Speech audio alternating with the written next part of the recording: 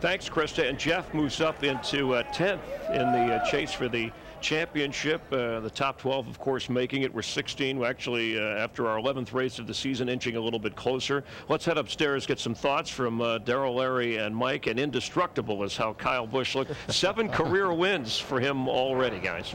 There's a great story in today's New York Times about how Harold Brasington built this track in Ramsey's Peanut Field, and about its great history, and about how you have to race the racetrack. We talked about that all night long. But Darrell, are we about ready to turn the page? Because Kyle Busch didn't race the racetrack. He beat on it. He beat up on it. He beat up on his car, beat up on his crew. And he just beat this field into submission tonight. Tonight was a smashing success, I might say, for the racetrack and for Kyle Busch. I thought it was an awesome race. With the speeds as high as they are, we set a new record for the race tonight. I mean, this car just impresses me how resilient it is and how it can bounce off the wall, climb the wall, run over other things, and keep on going. That's incredible to me. Yeah, I mean, who would ever believe that we would only have 2 cars out of this race? We had 7 backup cars that had to start this race. And, you know, you got to tip your hat. Chris Browning and the people here at Darlington, they didn't want to repave this racetrack, but they had to after 13 years. And you know what? The other person or group we got to give a tip of the hat to, we had no tire failures. And that's hard to do on a brand new surface. But just a few guys I want to give a big data boy to. We talked about David Reagan, another top 5 finish, up into the top 12 in points. And then Travis Quapple and Dave Blaney ran there in the top 10 most of the night. We know certainly that all the focus will be on Kyle Busch, but that's guys that you're so glad to see them have a great run. And the little bit of things, the things they've done to this racetrack, it's like home improvement. What they did tonight made a huge difference. Wait till they go to the next phase. This is our history. This is our heritage. I can't wait to see what they do to this place next, because this is by far and away where we started our sport at, and I'm glad they're rebuilding it and bringing it back to its glory, because this joint deserves it. And that next phase is real close. Well, it's been a fun night for us here at Darlington. I bet it was a more fun night for David Reagan. Dick Berggren's with him. Yeah, I bet it was too. David Reagan finished in the 5th position. How hard did you have to drive to get that 5th spot? I had to drive as hard as I could without beating up my right side of my AAA Ford. My spotter and Jimmy Finning probably wore out 2 sets of radios telling me to keep it calm and keep it off the wall. But that was a fun race, and man, to run in the top 5 here at Darlington, that's pretty special for my family and for all the real race fans out there. A lot of fun tonight. Yeah, and he's in the top 12 in points too, Chris Myers. All right, thanks, Dick. Yeah, 2 top 5s in the last 3 races for David Reagan. As we look at our unofficial results here, Carl Edwards finishing just behind Kyle Busch, Jeff Gordon, Dale Earnhardt Jr. Pretty impressive leaderboard. Matt Kenseth, remember in 2005, he was 24th, worked his way up to make the chase before finishing 7th in that championship year. And as we work through the order, Jeff Hammond.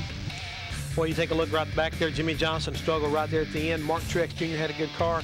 How about Tony Stewart? Right at the end, probably had one of the fastest cars there because of that second lap incident with Elliott Sadler. He really struggled to get back to finish at 21st. But tough racetrack, and it pretty much shows all the way back to the fact that the guy was a pole sitter. Greg Biffle finishing dead last because of a mechanical problem. Yeah, and 4 wins for Toyota this year. They had no wins last year, so whatever Joe gives, whatever they're paying him, it's worth it. And the point standings with 15 to go until the chase. Jeff Burton still 2nd. Denny Hamlin hanging in there at 4th. Carl Edwards moved up a few notches. Kevin Harvick, who had a rough night, and Jeff Gordon moving into the top 10. And Jeff, you talked about it with Darrell in the pre-race show. We counted 24 cars and more than 40 hits against the wall, some guys 2 or 3 times. And somehow through all this, they earn their stripes. That's what Darlington does to you. They leave their mark, but Kyle Busch survived it. Yeah, guys like Sam Hornish, I think he hit it probably about 20 times tonight. One of the hardest licks we saw all night long had to have been Kevin Harvick. But this is what Darlington's all about. You think about the lady in black. Well, this wall was perfectly white when you dropped the green flag about 4 hours ago. Now you see the black stripe that just about goes all the way around the outside of this racetrack. Again, this is what this track is all about.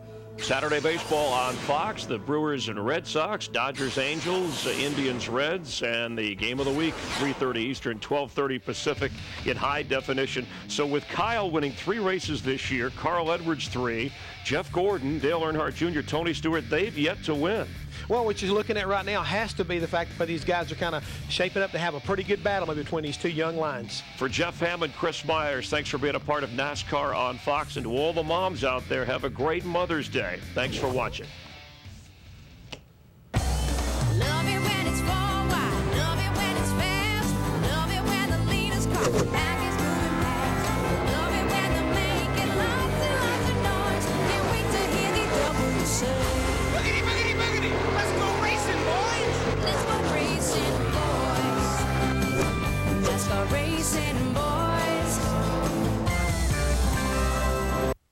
This has been a presentation of Fox Sports, home to the World Series, the BCS, the NFC Championship, the Daytona 500, and FoxSports.com, the world's favorite sports site.